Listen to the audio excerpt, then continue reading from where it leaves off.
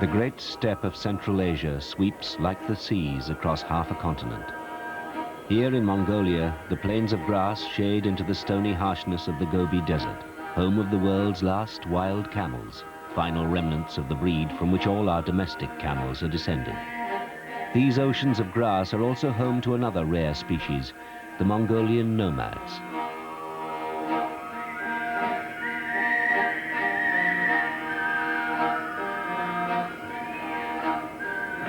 This fierce people and their wild, tough little horses took the great Mongol armies to the heart of Europe in the 13th century.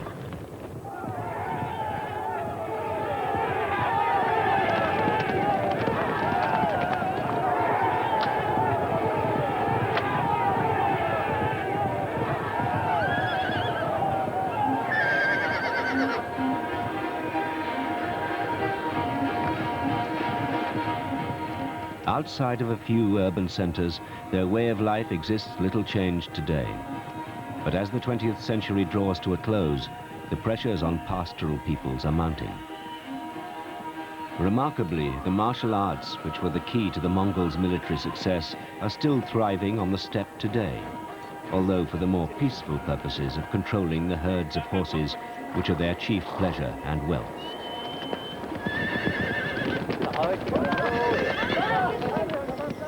Mongolia is 3 times the size of France and is squeezed politically and culturally between Russia to the north and China in the south.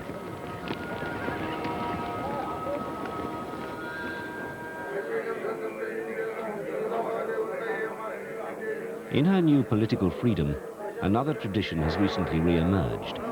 Under the long years of communist rule in Mongolia, the Buddhist religion was suppressed. Now, long-closed temples are open again.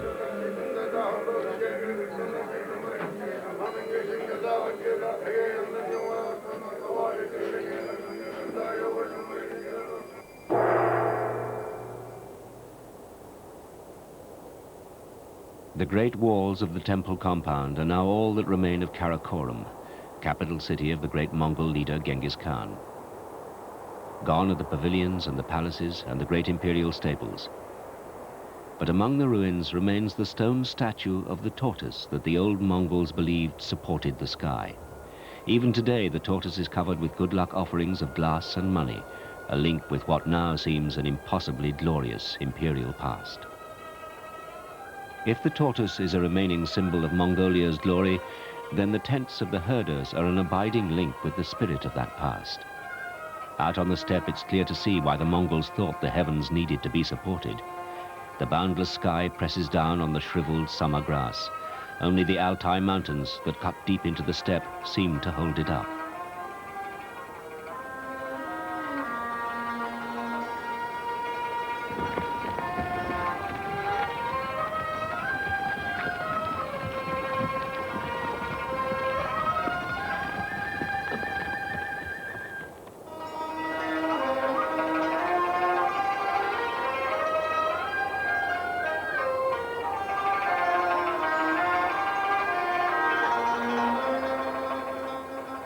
The herder families who graze their animals on the Altai slopes need to re-establish their tents on lower ground when the fierce Mongolian winter takes hold. Mongols have used this style of round felt tent, known as a gur, for 1,000 years. It's portable on camelback, and its intricate layers of interlaced rods and thick felt coverings mean it can withstand the worst the long winter can do. Throughout Mongolia, gurs are of the same design, and the interiors are all arranged to an ancient, unchanging plan. It's tents like these that Genghis Khan's armies carried with them, eventually to pitch on the plains of Hungary. Grass is at the core of Mongolian existence. Portable homes are necessary for the herdsmen to follow the grazing flocks.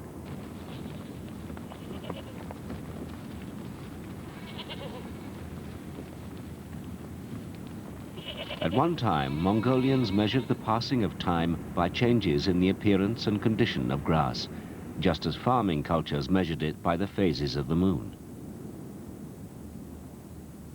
The waving grass of the steppe supports not only the flocks of the herdsmen, but also great migrating herds of wildlife. These are white-tailed or Mongolian gazelles.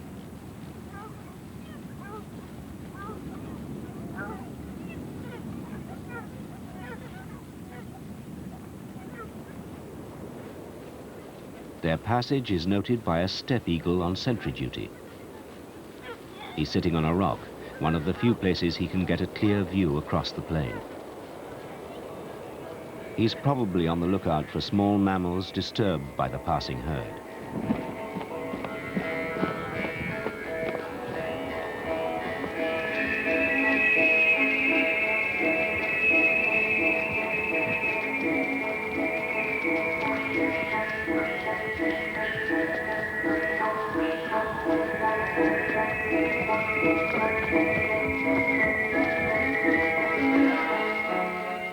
Once, the gazelles could be numbered in millions. Now, on the largest untouched grass steppe left in the world, they are down to 300,000. They were shot by poachers and commercially hunted to feed the old Soviet army. The diminished herds migrate northwards in spring and come back south in the autumn. Even nowadays, these herds can number 25,000, one of the great Asian wildlife spectacles.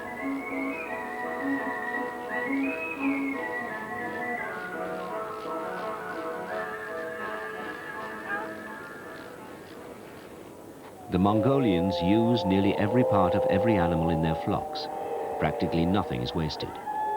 Camels, domestic descendants of the few wild ones remaining in the deserts towards China, provide meat, milk, and wool.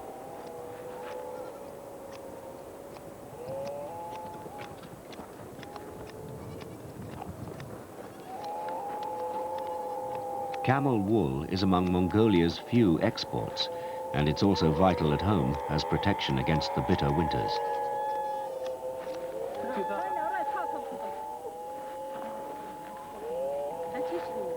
A newly shorn camel seems to combine a sudden vulnerability with a deep sense of injured pride.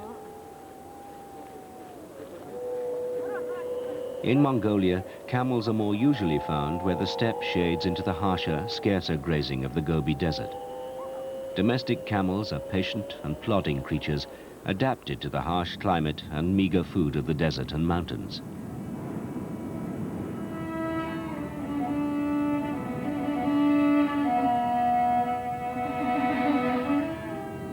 The deserts of Mongolia are as remote as it's possible to be from seas and oceans. They are high and rocky, bitterly cold in winter, but with furnace heat in summer. It looks unlikely country to find wild asses, but they thrive here. The sparse grass and tough bushes support many herds of hulan, one of the largest of the world's wild asses.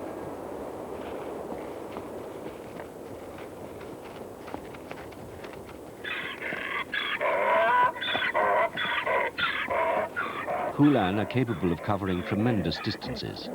Vast groups of asses used to travel much further than they do now, but competition for water with domestic flocks has led to their disappearance from much of their former range. Inevitably, they have also been hunted. Mongolia is one of their last strongholds.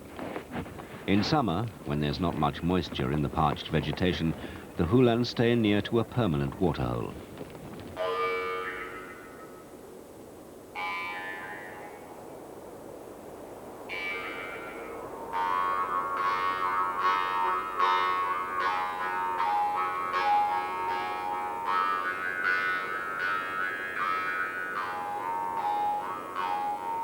Wild camels have been far less successful. Their numbers have steadily declined. This is a rare and magical sight of what passes today for a large herd of wild camels.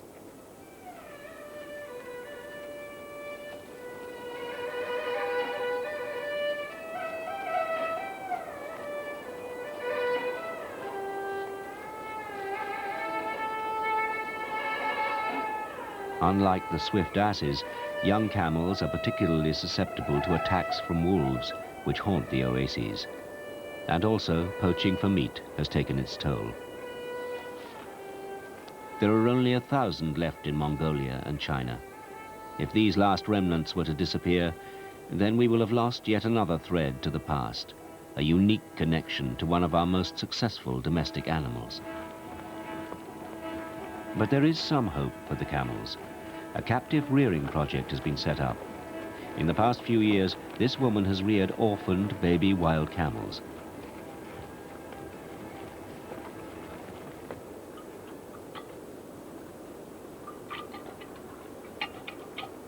The milk in the kettle is from her domestic herd.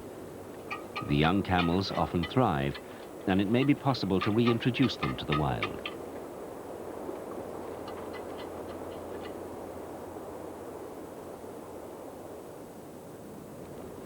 Three-quarters of the Mongolian population live the harsh life of semi-nomadic herdsmen.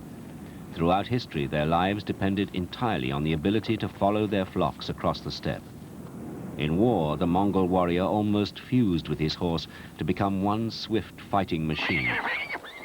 Western soldiers sometimes thought they were a new breed from the east, a form of centaur, half man, half horse.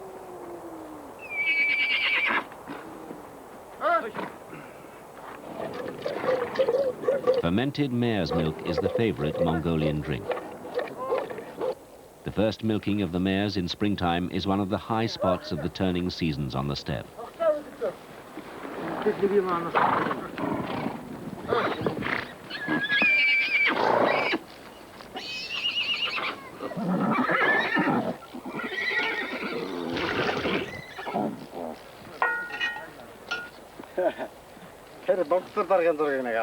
The time of the first milk brings color and ceremony into the lives of the nomads.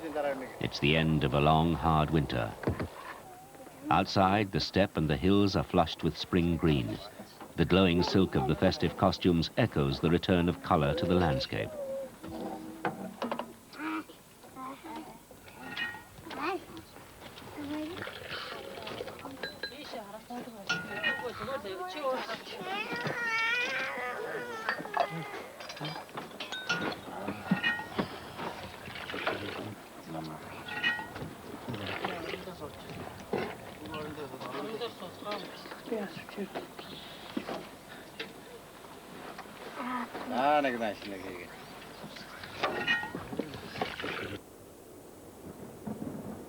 Among a people so given over to the love of horses, it's good to see efforts being made to introduce some of the world's few wild ones back into Mongolia. On many continents, there are feral horses derived from domestic ancestors. But this animal, the Mongolian wild horse, or Przewalski's horse, is the only true wild species alive today. The last sighting of Przewalski's horse in the wild in Mongolia was over 30 years ago. It's almost certain they have now died out. But there are 600 of them dispersed in collections throughout the world, easily recognizable by their spiky manes and striped forelegs. Now, two separate schemes to reintroduce them are underway, in collaboration with the Mongolian Conservation Association. This one has been sponsored by a Dutch organization. Reintroduction still faces problems. For instance, the wild horses can interbreed with domestic stock.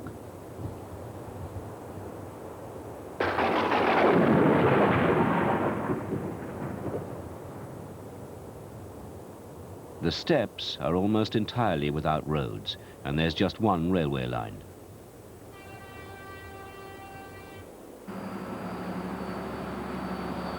The Trans-Siberian Express is one of the great railway routes of the world.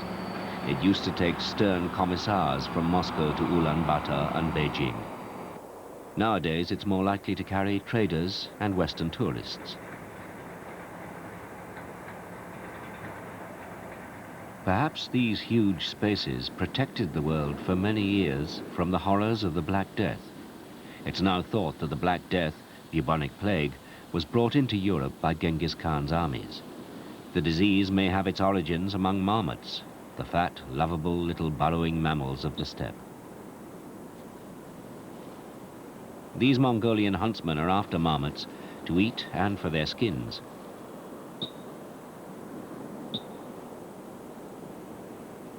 Their technique is intriguing. One hunter waves a tuft of horsehair in the air.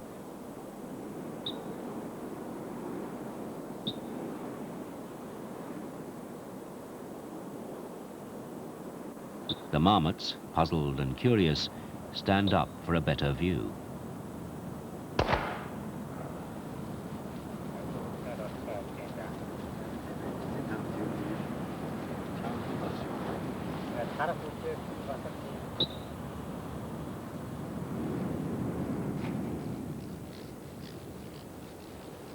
Wolves range widely across Mongolia, from the forests of the north to the deserts of the south.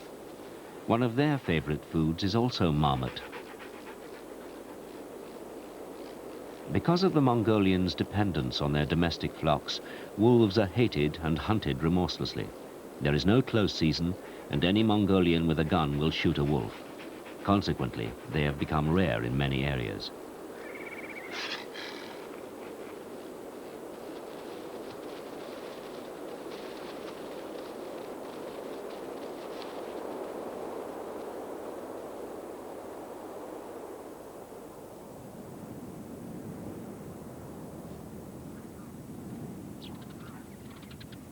Agriculture is now beginning to make an impact on the habitat of the steppe. The gazelles are most at risk, but often very little of the crops reach maturity, and the remnants are just a bonus for the birds. These are demoiselle cranes in graceful transit. They're heading down through Mongolia to overwinter in India, China, and Southeast Asia.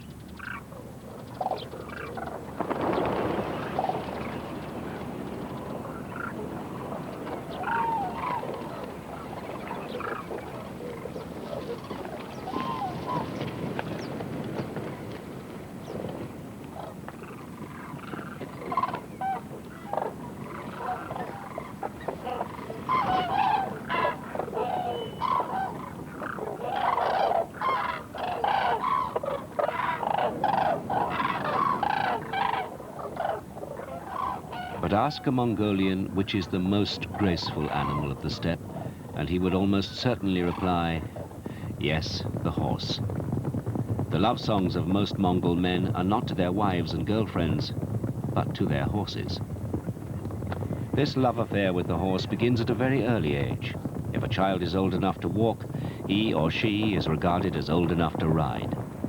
This national worship of the tiny, tough, aggressive Mongolian horse culminates each year in a great series of races on the steppe just outside Ulaanbaatar. Perhaps the greatest race is for 500 stallions, and the riders are all under 10 years old. For the victors, national celebrity and acclaim.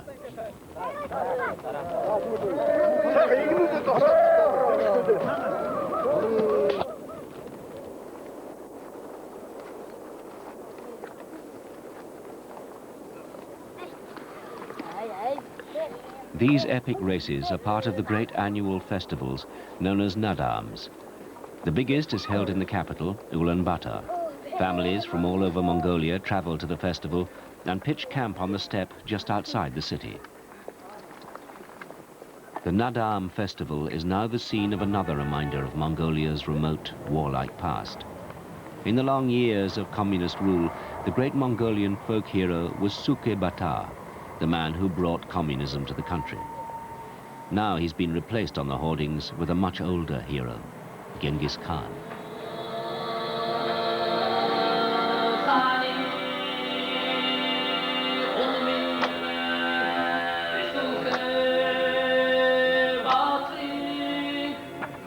The martial arts, which gave Mongols their empire under Genghis, are now finding a new popularity at festivals like this. Mongolian archery has its own fine points. For a start, the judges stand beside the targets, a series of small baskets laid on the ground. And it's also an ancient sport for women, who are among the country's most accomplished archers.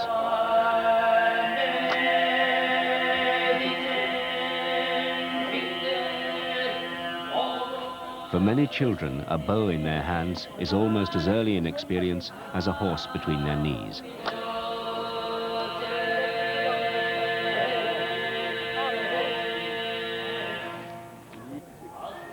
Today's Mongol warriors fight once more under the shadow of Genghis Khan's 9-horsetail standard.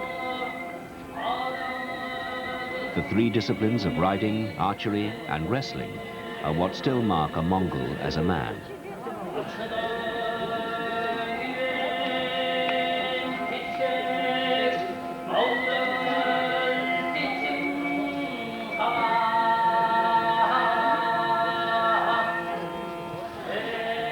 The wrestler's victory dance is an ancient Buddhist celebration of a mythical bird which is believed to help support the world. There are few rules. One fall means victory.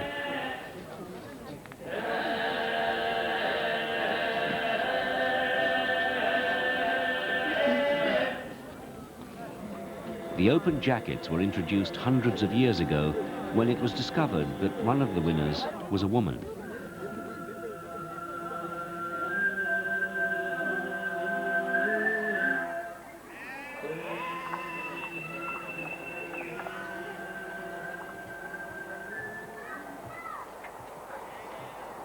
The ancient Mongol Khans didn't just leave a warlike inheritance to their successors.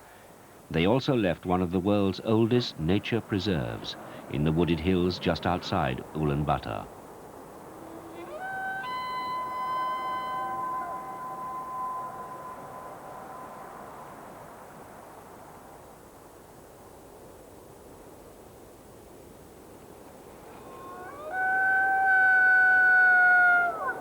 Here, marrow deer roam free within sight of modern concrete and growing pollution.